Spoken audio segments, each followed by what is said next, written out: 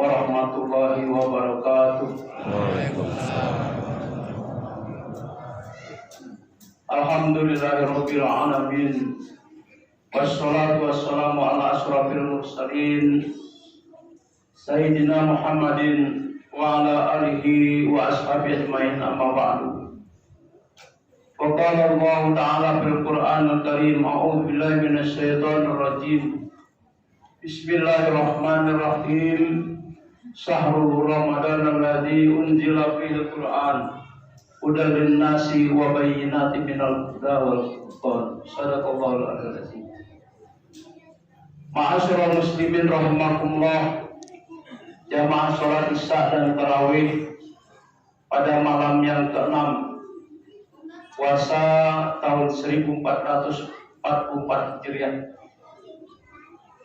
dengan inayah dan taufik serta nikmat yang Allah berikan pada kesempatan malam ini, kita masih dapat melaksanakan sholat Isya dan Tarawih berjamaah dan juga melaksanakan ibadah-ibadah lainnya. Mudah-mudahan kita senantiasa dalam kesehatan yang paripurna. Salawat dan salam semoga terlimpah pada junjungan kita Nabi besar Muhammad SAW, pada keluarganya dan sahabat-sahabatnya, dan juga kita semua umatnya yang insya Allah tetap istiqomah di dalam melaksanakan ajaran-ajarannya. Hadirin jamaah tarawih yang berbahagia, kita tahu bahwa kewajiban menjalankan puasa itu tidak sembarang orang yang dipanggil oleh Allah. Tidak dikatakan oleh Allah ya ayyuhan nas, tapi oleh Allah dipanggil ya ayyuhalladzina amanu, wahai orang-orang yang beriman.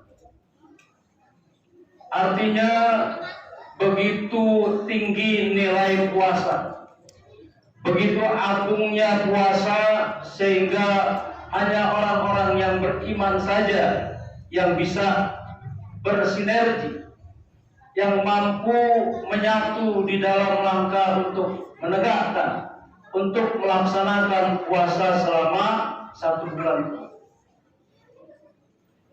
Karena itu ma'asyiral muslimin rahimakumullah, puasa Ramadan kenapa agung? Yang pertama, karena bulan Ramadan diturunkannya Al-Quran. Syahrul Ramadan allazi unzila fihil Quran hudan lin-nasi wa bayyinatin minal huda wal furqan.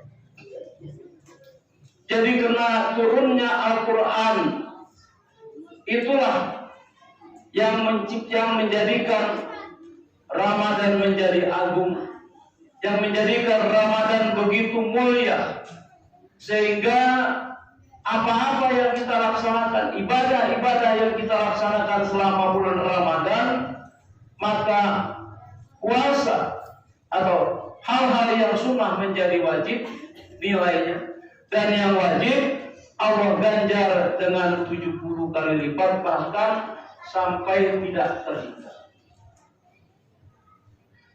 Ma'asyiral muslimin rahimakumullah. Yang kedua, bahwa bulan Ramadan bukan saja Al-Quran yang diturunkan oleh Allah kepada umat manusia, tapi di dalam bulan Ramadan juga diturunkannya mushaf Nabi Ibrahim.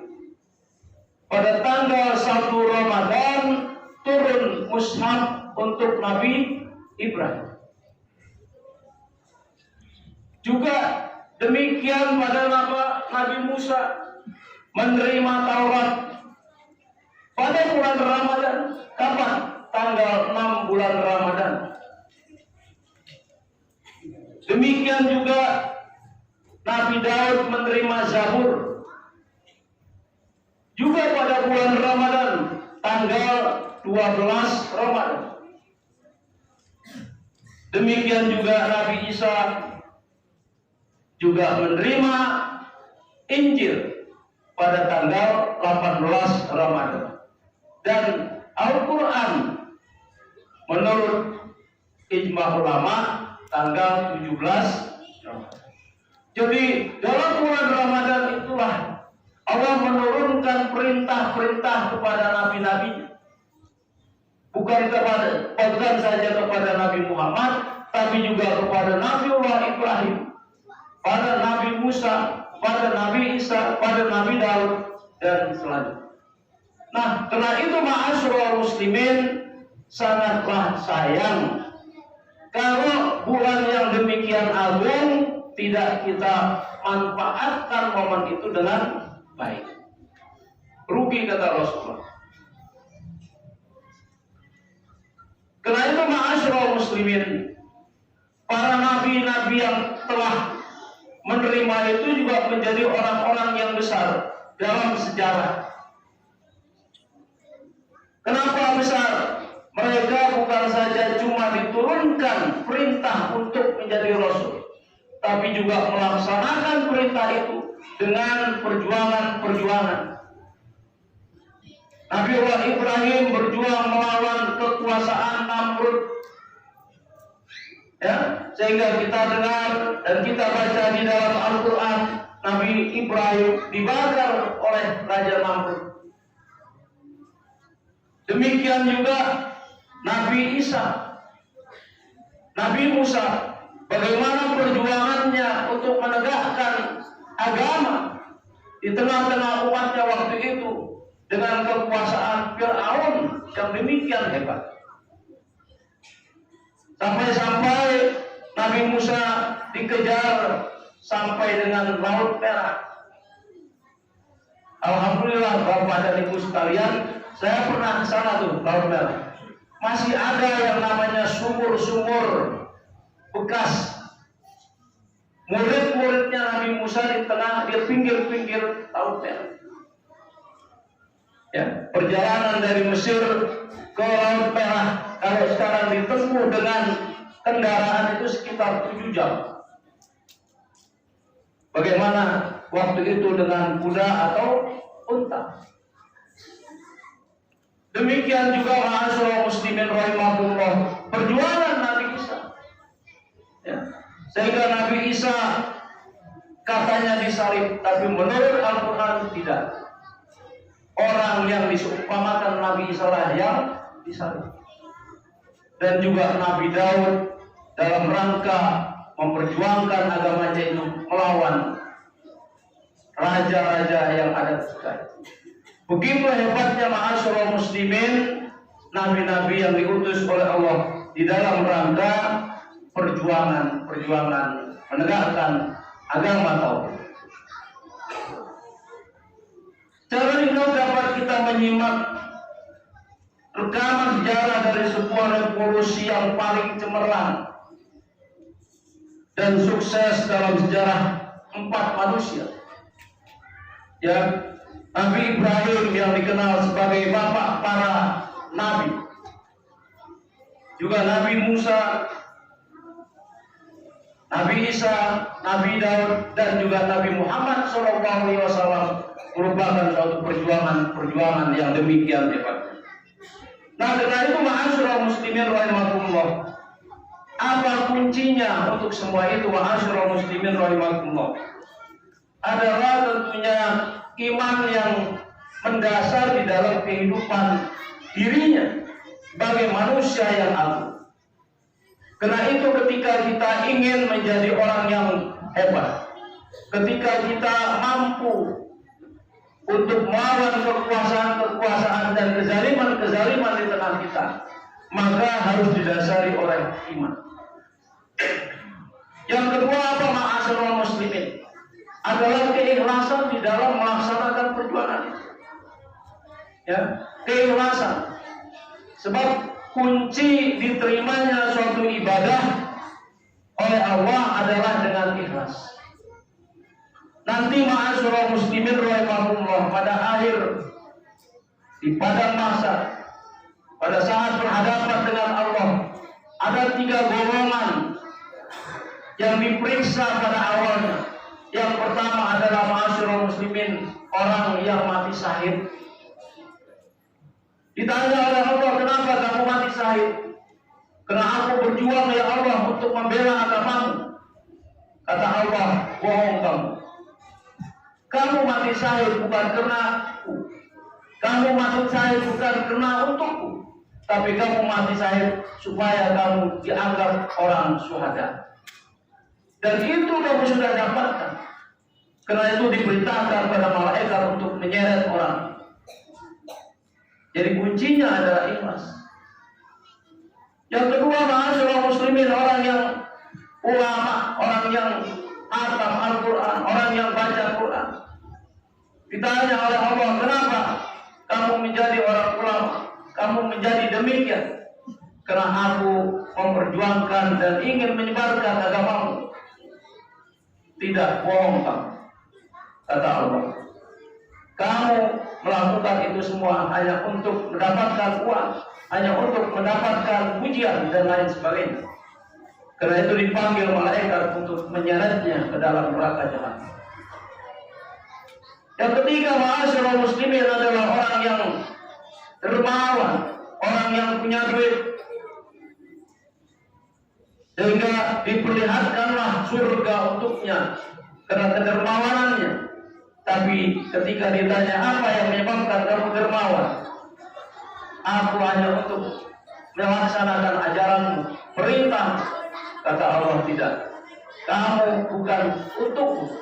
Kamu melakukan itu hanya untuk agar kamu disebut sebagai seorang dermawan. Jadi dari tiga komponen ini, ma'asyiral muslimin, ikhlas menjadi hal yang penting di dalam kehidupan kita beribadah. Karena itu ketika kita puasa sekarang ini juga bukan sekedar puasa yang akhirnya nanti cuma sekedar haus dan lapar saja. Sehingga Rasulullah mengatakan, kam min shaimin la yasqalu min siyami illa ju'al haus. Berapa banyak orang yang puasa tapi dia hanya mendapatkan lapar dan haus. Kenapa? Karena tidak ikhlas di dalam melaksanakan dan jauh dari keikhlasan. Karena itu, ma'asyiral muslimin rahimahullah, Imam Ghazali membagi tipe-tipe manusia yang puasa itu pada tiga. Yang pertama, ma'asyiral muslimin, adalah orang yang puasa awam. Puasanya cuma sekedar puasa, hanya lapar dan haus saja, tidak punya nilai apa-apa di sisi Allah. Yang kedua adalah puasanya orang yang khusus, meningkat lebih dari yang satu. Dia bukan cuma puasa, tapi juga dia mempuasakan seluruh anggota tubuhnya untuk tidak melakukan hal-hal yang dilarang oleh Allah. Dan yang ketiga, kata Imam Ghazali, orang yang khawas, khusus beliau khusus. Artinya kekhususannya lebih hebat. Kalau saja kita pagi-pagi, misalnya bapak-bapak udah nanya nanti sore mau masak apa. Nah, orang yang puasa khusus itu, kata ulamanya, jangankan itu, bertanya begitu saja sudah batal puasa. Gak pernah memikirkan apa yang besok, apa yang sore dimakan dan lain sebagainya.